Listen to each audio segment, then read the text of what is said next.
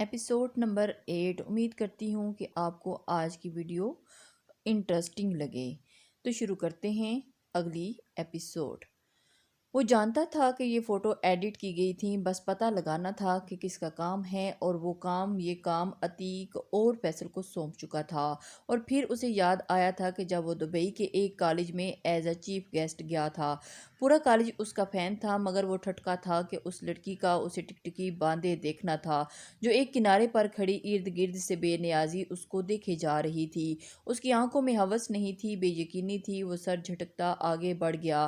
پھر اس لڑکی کا دوبارہ ٹکراؤ اسی پارٹی میں ہوا تھا جو ایک ڈائریکٹر کی بیٹی کی کلاس میٹ تھی اور اس کے شوق میں وہاں آئی تھی اور اس کی عمارت دیکھ کر حد درجہ متاثر ہو چکی تھی۔ وہ ایک بولڈ، چنچل اور اچھی لڑکی تھی۔ اس نے اس میں کوئی چھچورا پن نہیں دیکھا۔ پھر ان لوگوں کی دھمکی پرواہ کیے بغیر اسے پرپوز کر چکا تھا۔ وہ اس کی بہن تھی، اس کی عمارت سے متاثر تھی، اس لیے یہ فخر اس کا پرپوزل قبول کر لیا گیا، مگر اس کی فیملی راضی نہیں تھی، مگر اس نے انہیں راضی کر لیا۔ اور یہ بات مانیہ چودھری کو پتہ چل گئی۔ اس نے اس لڑکی سے دوستی کر لی۔ یہ لڑکی تم سے محبت نہیں کرتی اور نہ تم کرتی ہو تو کیوں شادی کر رہے ہو؟ لڑکی تمہارا یوز کر رہی ہے، دیکھنا تمہاری حقیقت پتہ چلے گی تو بھاگ جائے گی، تم سے شادی نہیں کرے گی۔ تم صرف مانیہ چودھری شادی کر سکتی ہے، تمہاری حقیقت جان کر بھی۔ مانیہ چودھری کی بکواس اسے جلدی شادی کرنے پر اکسا گئی۔ پھر شادی والے دن وہ لڑکی غائب ہوگی اور وہ سمجھا کہ بھاگی اور مانیہ چودھری کی پیشن گوئی صحیح ثابت ہوگی۔ اور یہ بات نوفل احمد خان اس درجہ متنفر کر گئی کہ وہ بنا سوچے سمجھے گن پوائنٹ پر منال صدیقی کی بہن حیات صدیقی سے نکاح کر گیا۔ پھر شادی کے بعد اسے پتہ چلا کہ نتاشا، مانیہ اور یاور قریشی نے اس کے فوٹو ایڈٹ کروائے تھے۔ اس سے پہلے کہ وہ سوشل میڈیا پر آتے وہ انہیں حاصل کر چکا تھا، مگر بعد میں پتہ چلا کہ یاور قریشی اور مانیہ چودھری پھر سے گیم کھیل رہے ہیں۔ اس بار ان کی لپیٹ میں ان کی وجہ سے منال صدیقی آئی تھی۔ شادی کے بعد 10 دن بعد پہلے ان لوگوں نے ہی منال کو بلایا تھا، پھر وہ اسے تصویریں دکھائیں اور پھر الٹی بکواس کی جس سے منال مجھ سے متنفر ہوگی، مگر پھر بھی وہ گھر واپس آ رہی تھی۔ مگر مانیہ چودھری منال کے کچھ مجھ سے شادی رضامندی پر اسے سزا دینا چاہتی تھی، اس لیے اس نے اس کا ایکسیڈنٹ کروایا۔ اگر اتفاق سے الہان وہاں نہیں ہوتا تو وہ آج زندہ نہیں ہوتی۔ یہ بات اگلے 5 دن پہلے ہی پتہ چلی تھی جب ان لوگوں کو گرفتار کروایا تھا، تب مانیہ چودھری نے ساری حقیقت اگلوائی تھی۔ ایک اور گلٹ بڑھ گیا تھا، دونوں بہنیں ہی ایک دشمنی کی لپیٹ میں آ گئی تھی۔ معافی چاہتا ہوں آپ سب لوگوں سے، میری وجہ سے آپ لوگوں کو اتنی تکلیف اٹھانا پڑی۔ غصے میں نے ڈائیورس پیپر پھاڑ دیے تھے، 2 دن میں ارینج کروا کر بھیج دوں گا۔ وہ وہاں بت بنے لوگوں پر ایک نظر ڈالتا، حیات پر ایک آخری اور مگر ترسی ہوئی نگاہ ڈالتا، ان کی دہلیز پار کر گیا تھا۔ اس لیے کہتے ہیں میں گمان نہ کرو، گمان بڑا گناہ ہے۔ دادی کی آواز کمرے میں گونجی تھی، حیات میری بچی کیا ہوا؟ ان کے چکنے پر سب ہوش میں آئے تھے۔ رابعہ بیگم، منال اور آذر کب آئے تھے؟ کچھ پتہ نہیں چلا، مگر سب نوفل خان کی ہولناکی سچائی سن کر اتنے شاکڈ تھے کہ جیسے کسی کو بت بنا دیا گیا ہو جسے ان لوگوں نے کسی قابل نہیں جانا تھا۔ اس کا پورا درد ڈوبا ہوا تھا۔ حیات بچی آنکھیں کھولو، بے ہوش وجود کو جگانے کی کوشش کی جا رہی تھی، مگر کوئی رسپانس نہیں کر رہی تھی۔ قریب ایک لیڈی ڈاکٹر کو بلایا گیا تھا، ان کو ہم پریشانی دور رکھیں، ان کا ذہنی تناؤ کمزور ہو چکا ہے، یہ ٹراما میں جا سکتی ہیں، انہیں کوئی بات بھی ایسی یاد نہ دلائیں جو ان کے تکلیف دہ ہو۔ ڈاکٹر کی ہدایت کے مطابق وہ سب خاموش رہے۔ آج کس کے لیے روتی؟ اپنی بچی حیات کے لیے جس کو قسمت میں پہلی بار آزمایا تھا، نوفل احمد خان کے لیے جو ان کی بچی کا شوہر تھا۔ وہ پوری زندگی قسمت کی ستم ظریفی کا شکار رہا تھا۔ حیات میری جان کیا ہوا؟ ہوش کر، اتنا روئے گی طبیعت خراب ہو جائے گی۔ اسے سجدے میں تڑپ تڑپ کر روتے دیکھ کر دادی اسے اٹھانے کی کوشش کر رہی تھی جو نہ جانے کب سے درد رو رہی تھی۔ دادی وہ بہت تکلیف میں ہے، میں نے خواب دیکھا کہ وہ زخمی ہے، انہوں نے مجھے بہت بار آواز دی اور میں ان کو زخمی حالت میں ایسے ہی چھوڑ کر چلی گئی۔ دادی میں کیا کروں؟ اللہ مجھ سے بہت ناراض ہے، میں نے بہت برا کہا، ان پر بھی غصہ کیا، مجھے سکون نہیں مل رہا۔ دادی ایسا کیوں ہو رہا ہے؟ مجھے ان کے ساتھ نہیں رہنا، پھر بھی مجھے تکلیف کیوں ہو رہی ہے؟ مجھے کچھ بھی سمجھ میں نہیں آ رہا۔ اب وہ ان کی گود میں سر رکھے تڑپ رہی تھی، ان کے رونے کی آواز سن کر سب ان کے گرد جمع ہو گئے تھے۔ وہ معصوم تھی، حالات کا اندازہ نہیں لگا پاتی تھی، اور یہ معاملہ تو الگ ہی تھا۔ اس کی طبیعت خراب ہونے لگی تھی مگر وہ سنبھالنے میں نہیں آ رہی تھی۔ دادی سے کل سے اس کے گھر چھوڑ آئیں گے، اس کی تکلیف نہیں دیکھی جاتی، ہو سکتا ہے اسے تب ہی سکون ملے اور شاید ہمیں بھی۔ احمد کے کہنے پر ایک نظر اسے دیکھا جو اب نیند کی گولی کے زیر اثر گہری نیند سو رہی تھی۔ ہاں اماں، میں نے بھی اس بچے کو نہ جانے کیا کیا کہا، مجھے بھی معافی مانگنی ہے۔ فائزہ بیگم کو بھی اپنے لفظ یاد آئے تھے۔ کیا کہتے ہو فرحان؟ انہوں نے خاموش کھڑے بیٹے کو پوچھا تھا۔ میں کیا کہوں اماں، وہ واقعی اس معاملے میں بہت الجھ چکے تھے اور پریشان بھی تھے، جو کہ بہت ہی زیادہ حیرت میں گم ہو گئے تھے۔ تم مان لو تمہاری بیٹی کو اللہ نے اس کے درد کے مداوے کے لیے بھیجا ہے، اسے تحفہ دیا ہے اللہ نے، اس کے بدلے جو اس بچے نے تنہا جھیلا ہے، اور مان لو کہ اللہ نے اپنا وعدہ پورا کر دکھایا۔ پاک عورتوں کے لیے پاک مرد ہیں اور نوفل احمد خان پاک مردوں میں سے ہیں، اور اب اللہ نے ہماری بچی کا رخ بھی اسی طرف موڑ دیا ہے اور اس کے دل کو اس کے شوہر کے درد میں رلا دیا ہے، اور اس کی برکت سے اللہ اس سے دلدل سے بھی نکال لائے گا۔ مجھے یقین ہے اللہ نے ہماری بچی کا رزق بالکل حلال اتارا ہے۔ آپ صحیح کہہ رہی ہیں اماں، انشاءاللہ۔ سب ان باتوں پر متفق تھے۔ بلا شبہ یہ لوگ وہ لوگ ہیں جن سے اللہ راضی ہوتا ہے۔ صبح سے سب تیاریاں میں لگے، فروٹ، میوے، خشک مٹھائیاں، سب بہت سا کھانے پینے کا سامان بطور ہدیہ پیک کیا جا رہا تھا۔ دادی آپ رکیں گی نہ میرے ساتھ؟ کوئی خوش تھا، بس حیات میڈم کے چہرے کی ہوائیاں اڑی ہوئی تھیں۔ ہم کیوں رکیں گے بھلا؟ دادی کے بجائے احمد نے جواب دیا تھا جو صبح سے اسے تنگ کیے جا رہا تھا۔ بھائی وہ منائی تھی احمد، نہ ستا میری بچی، اسے پکڑ کر پاس بٹھایا تھا اور اس کے بالوں میں انگلیاں چلاتے ہوئے اس کے خدشات جاننے کی کوشش کی تھی۔ اتنا ہوا تھا کہ وہ نوفل احمد خان کا درد جاننے کے بعد وہ اپنی تکلیف میں کمی محسوس کر رہی تھی اور پہلے کی طرح سب باتیں بھی کر رہی تھی، مگر نوفل احمد خان کے سامنے آنے سے وہ اب بھی گریزاں تھی۔ آپ کو نہیں پتہ دادی، وہ جیسے دکھتے ہیں نا ویسے بالکل بھی نہیں ہیں۔ تو پھر کیسے ہیں؟ احمد نے پھر نکتہ اٹھایا۔ سب کے سامنے گود میں اٹھا کر لے گئے تھے جیسے کوئی بچی ہوں، اور کہا سارے شوہر اٹھاتے ہیں، مما کو کب اٹھایا پاپا نے؟ اس کی شکایات پر دادی کو یقین تھا کہ ان کی پوتی اس معاملے کو کم فہمی تھی اور اپنی معصومیت سے اپنے شوہر کو سب کے سامنے بہت شرمندہ کرنے والی ہے۔ وہ سوچ چکی تھی کہ انہیں نوفل سے جو خود بات کرنی پڑے گی اور اس کی آنکھوں میں اپنی پوتی کے لیے پیار اور احترام تو دیکھ ہی چکی تھی۔ اللہ اکبر، ان کے تو ہاتھوں میں درد ہو گیا ہوگا۔ کیوں؟ اس نے بھویں اچکاتے ہوئے ہنستے ہوئے احمد کی طرف دیکھا۔ اتنے وزن کو اٹھا کر نہیں، وہ کہہ رہے تھے مجھے یہاں کھانا پینے کوئی نہیں دیا جاتا، اس لیے 20 سال کی ہو کر بھی 15 کی لگتی ہوں۔ اس کے منہ بسور کر کہنے پر اب صرف احمد کا ہی نہیں بلکہ اس کے ماں باپ کا بھی قہقہ شامل تھا۔ کچھ دیر بعد سب لوگ وہیں جمع ہو گئے۔ رابعہ بیگم اپنے دونوں بچوں سمیت آ گئی تھی۔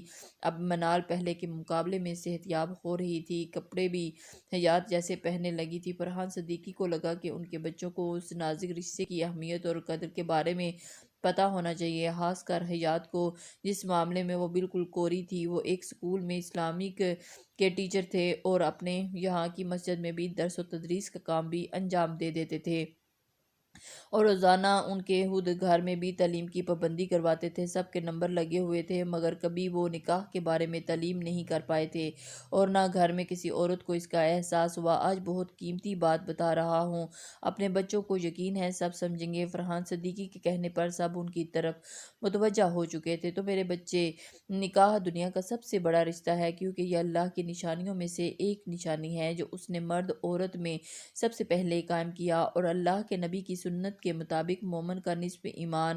جو لوگ نکاح میں ہوتے ہوئے بھی گناہ کی طرف بڑھے ان کے لیے اللہ نے بڑی سزا رکھی ہے اور جہنم ان کا ٹھکانہ ہے۔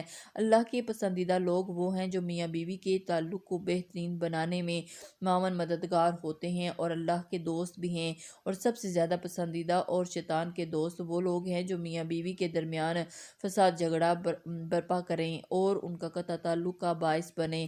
ایسے لوگوں پر جس پر اللہ کمرے کی بغیر وہ لعنت باہر